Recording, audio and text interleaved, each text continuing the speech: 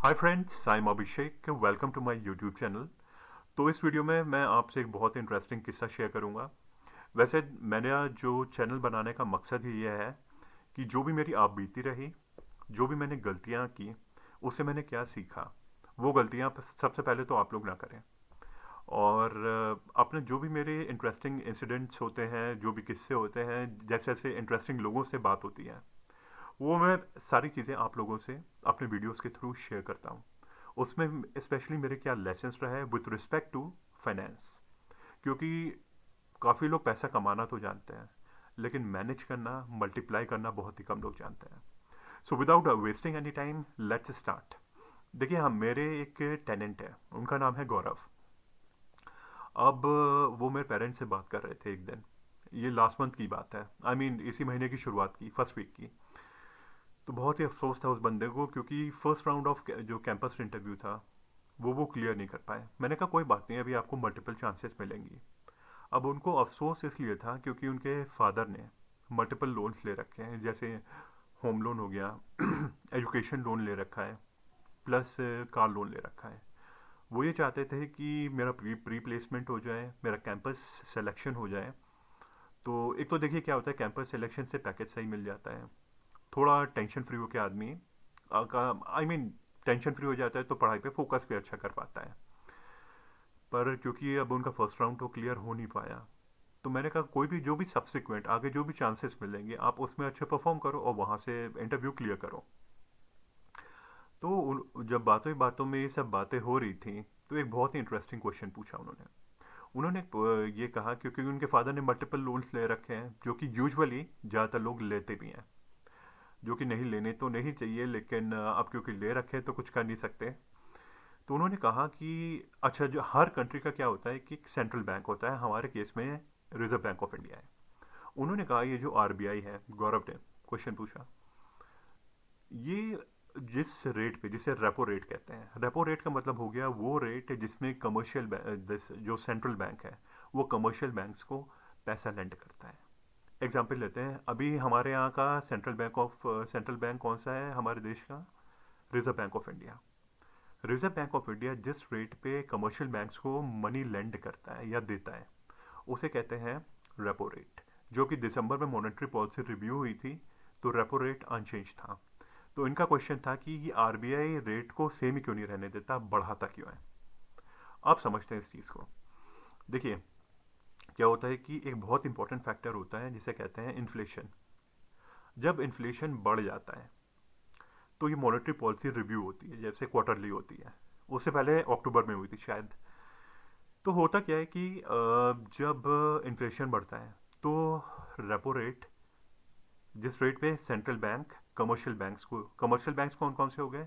H D F C, S B I, P N B, I C C bank, ये सारे banks को जिस rate पे ये लोन देता है, उसे कहते हैं रेपो रेट सेंट्रल बैंक। और इन रिटर्न ये बर्डन पास ऑन को अगर किसे कर देते हैं, जो कमर्शियल बैंक से लोन लेते हैं, जैसे मैंने भी होम लोन लिया हुआ है। तो अगर अनचेंज रहेगा रेपो रेट, तो जो मेरा लेंडिंग रेट रहा है वो अनचेंज रहेगा। बाय द वे, जब आप होम लोन लेते हैं, मैंने जैसे होम लोन लिया है, इसमें मुझे दो चॉइस मिलती हैं, फिक्स रेट या फ्लोटिंग रेट। एक गलती देखिए यहाँ भी मैंने करी, मैंने फ्लोटिंग रेट पे वो ले लिया लोन, जो कि मुझे नहीं लेना चाहिए था। इसीलिए मैं कहता हूँ, जब भी आपको कन्फ्यूजन हो, डाउट हो, तो और एक्सपीरियंस लोगों से बात करिए। अगर मेरा फिक्स रेट रहा था, तो फिर तो रेपो रेट बढ़े कम हो ज़्यादा हो, वैसे तो कम ही होता है, अनचेंज रहे ज़्यादा हो, कोई फ़र्क नहीं पड़ेगा। लेकिन क्योंकि मेरा फ्लोटिंग रेट है, फ्लोटिंग रेट ऑफ इंटरेस्ट है, तो मेरा भी रेट ऑफ इंटरेस्ट बढ़ेगा। आई रिपीट, जिस रेट पे सेंट्रल बैंक ऑफ इंडिया, जो कि आरबीआई है, कमर्शियल बैंक्स को पैसे देता है, उसे रेपो रेट कहते हैं। दिसंबर में जो पॉलिसी रिव्यू हुई थी, उसमें रेपो रेट था 6.5%। अगर वो बढ़ा, तो मेरा भी बढ़ेगा, क्योंकि लोन मैंने होम लोन लिया हुआ है, उसमें दो तरीके के रेट्स होते हैं, fix rate and floating rate. अगर मेरा फिक्स रेट है, तो रेपो रेट बढ़े या कम हो, कोई फ़र्क नहीं पड़ेगा, सेम रेट ऑफ इंटरेस्ट रहेगा मेरा। लेकिन अगर फ्लोटिंग रेट होगा, तो मेरा भी रेट ऑफ इंटरेस्ट बढ़ेगा, अगर रेपो रेट बढ़ा तो। अगर अनचेंज रहा तो रेपो रेट मेरा जो लैंडिंग रेट है जो कमर्शियल बैंक है, तो मेरा भी अनचेंज रहेगा, सेम रहेगा। ठीक है जी। तो अब होता क्या है कि अगर इन्फ्लेशन बढ़ता है तो अब उसे कंट्रोल कैसे किया जाए? उसके लिए क्या होता है कि जो usually in majority of cases क्या होता है, जो रेपो रेट होता है उसे सेंट्रल बैंक आरबीआई बढ़ा देता है। एज अ रिजल्ट जो कमर्शियल बैंक्स हैं जिनसे हमने लोन लिया हुआ है, कैसे कैसे लोन लिया है? होम लोन, ऑटो लोन, जो फोर व्हीलर लोन होता है ज़्यादातर वो वाला लोन, कार लोन, या ये पर्सनल लोन। ज़्यादातर लोग पर्सनल लोन लेते हैं, होम लोन लेते हैं या कार लोन लेते हैं। ठीक है जी। इन सब का रेट ऑफ इंटरेस्ट बढ़ जाएगा। एज अ रिजल्ट ईएमआई बढ़ जाएगी। अब क्योंकि हर चीज़ की क्या नाम है, महंगाई बढ़ रही है तो ये चीज़ भी बढ़ जाएगी। देखिए, महंगाई बढ़ती है उस हिसाब से सैलरी तो बढ़ती नहीं है, सबको पता है। और लास्ट ईयर और इस ईयर भी काफ़ी लोगों की जॉब्स गई हैं। तो इस केस में पहले तो हमें बहुत संभल के हर चीज़ करनी चाहिए। वैसे तो लोन नहीं लेना चाहिए, बट अब क्योंकि ले लिया है तो फंस गए हैं तो कुछ कर नहीं सकते। तो अब सिचुएशन से डील करने के लिए क्या किया जाए? अब इस केस में ये हो सकता है कि जब लोन जैसे महंगाई बढ़ गई और रेट बढ़ गया, ऑब्वियसली ईएमआई भी बढ़ जाएंगी। तो इस केस में क्या होगा, ज़्यादातर लोग जो और कार लेना चाहते हैं, लोगों की परचेसिंग पावर थोड़ा रिड्यूस हो जाएगी, क्योंकि उनको ज़्यादा ईएमआई देनी पड़ेगी। एज अ रिजल्ट उनका बजट घर का वो हो जाएगा, डिस्टर्ब होगा। तो इस केस में क्या होता है, हर चीज़ कंट्रोल होने लगती है। कंट्रोल ऐसे होने लगती है कि लोग अपने आप पे कंट्रोल करने लगते हैं, लोन कम लेने लगते हैं, फोर व्हीलर कम लेने लगते हैं, एक्सपेंसिव आइटम्स कम लेने लगते हैं। As a result demand down होने लगती है। सप्लाई सप्लाई सेम चल रही है लेकिन सप्लाई अचानक ज़्यादा लगने लगती है, क्योंकि सारा खेल तो डिमांड और सप्लाई का ही है। अब डिमांड पहले ज़्यादा थी लेकिन अब डिमांड डाउन हो रही है, सप्लाई भले ही इतनी ही हो, है ना, सप्लाई से देखिए डाउन हो गई। ठीक है। सारा डिमांड और सप्लाई का खेल है। ठीक है जी। तो डिमांड डाउन हो गई अब डिमांड डाउन हो गई तो एज अ रिजल्ट इन्फ्लेशन भी कंट्रोल में आ जाता है। तो ऐसे ही मैंने एक एग्जांपल दिया उनको, तो इससे उनको ये बात समझ में आ गई। जैसे अभी 2020 में जब कोरोना का केस था, कोरोना केस में तो खैर सर्वाइवल ये अपने आप में बहुत बड़ा क्वेश्चन था। 2020 2021 वो सर्वाइवल मोड था ज़्यादा। तो उस केस में भी कई लोगों की जॉब्स गई, लोगों की परचेजिंग पावर ऑलमोस्ट ज़ीरो हो गई क्योंकि सर्वाइवल मोड में थे। 2022 ऑनवर्ड्स मामला थोड़ा ठीक हुआ, जैसे लास्ट ईयर सेल काफ़ी अच्छी रही फोर व्हीलर्स की। अब मुझे एग्जैक्ट नंबर तो नहीं पता पर लाखों में कार बिकी हैं हर कंपनीज की, टाटा की, मारुति की। एग्जैक्ट नंबर मेरे पास नहीं है, आप गूगल कर लीजिएगा। यानी फिर लोगों की परचेजिंग पावर बढ़ने लग गई। ठीक है जी। अब अगर धीरे धीरे इन्फ्लेशन बढ़ेगा तो कमर्शियल बैंक क्या करते हैं, अपना लैंडिंग रेट बढ़ा देंगे। वो क्यों बढ़ाएंगे? क्योंकि रेपो रेट बढ़ जाएगा। अब क्योंकि मैं इस तरीके से क्या होगा कि अब हर चीज़ बढ़ेगी तो ईएमआई बढ़ेगी, घर का बजट डिस्टर्ब होगा, तो लोग धीरे धीरे अपने आप पे कंट्रोल करेंगे।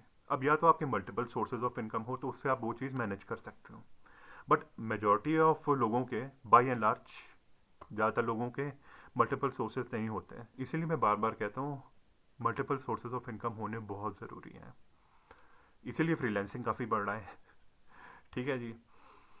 तो इस केस में आप लोगों को ये करना है, अपने आप पर कंट्रोल करिए, बजट बनाइए और एसेंशियल चीज़ पे फोकस करिए, अपनी प्रायोरिटीज़ पे फोकस करिए। और आई होप इस वीडियो से आपको कुछ सीखने को ज़रूर मिला होगा। यूजुअली क्या होता है कि सेंट्रल बैंक तभी रेट बढ़ाता है जब महंगाई बढ़ती है, और भी कई रीजंस होते हैं पर मैं एक एग्जांपल दे रहा हूँ। इन्फ्लेशन को कंट्रोल करने के लिए लोगों की परचेजिंग पावर ताकि कम हो जाए, उसमें मतलब लोग अपने आप पर कंट्रोल करें और उनका बजट वैसे डिस्टर्ब ना हो, ऐसी इंटेंशन आरबीआई की नहीं होती। लेकिन बैंक्स तो हमेशा ये चाहता है कि जो आपकी डिस्पोजेबल इनकम है उसको टारगेट करके और लेटेस्ट, वो हर कंपनी टारगेट कर रही है, चाहे वो मतलब कोई लेटेस्ट गैजेट्स आए। आप फ़ोन में देख लीजिए कितनी वेराइटीज़ हैं, कार में कितनी वेराइटीज़ हैं, टू व्हीलर्स में कितनी वेराइटीज़ हैं। तो अगर आप अपनी प्रायोरिटी पे फोकस करेंगे ना, फिर महंगाई बढ़े या घटे कोई फ़र्क नहीं पड़ेगा। अगर आप अपने प्रायोरिटीज़ पे फोकस करते हैं प्लस अपने सोर्सेज ऑफ इनकम बढ़ाते हैं, तो आई थिंक देखिए, प्रॉब्लम हर किसी की लाइफ में आते हैं, बिजनेस में भी आती है, पर्सनल लाइफ में भी आती है, प्रोफेशनल लाइफ में भी आती है। तो जो बंदा माइंडफुली हर चीज़ करता है, माइंडफुली इन्वेस्ट करता है, सही लोगों से राय लेता है, जिनको इस फील्ड की नॉलेज रहती है, रेलेवेंट लोगों से राय लीजिए हमेशा, कभी प्रॉब्लम में नहीं आएंगे। और दोस्ती उन्हीं से करिए, मेरा मेरा सजेशन ये है। कई लोग मेरी बात को बहुत गलत समझेंगे, जिनसे आपको कुछ सीखने को मिले, जो आपकी लाइफ में कुछ वैल्यू ऐड करें। So on this note let me and this video. And अगर आपको ये वीडियो अच्छा लगा हो तो अपने फ्रेंड्स, कलीग्स, रिलेटिव्स और नेबर से भी ज़रूर शेयर करिएगा। और इस वीडियो के एंड में एक और इंटरेस्टिंग वीडियो मैं आपसे शेयर करूँगा, उसको भी ज़रूर देखिएगा। उसमें भी मैंने और इंटरेस्टिंग किस्से शेयर किए हुए हैं इन्वेस्टमेंट से रिलेटेड। और मेरा सजेशन ये है, अपने ऊपर कंट्रोल करिए, अपनी प्रायोरिटीज़ पे फोकस करिए। और आई होप इससे वीडियो से आपको सीखने को ज़रूर मिला होगा। अगर मेरा चैनल भी अच्छा लगे so do like and subscribe to my channel. This is Abhishek signing off. Take care.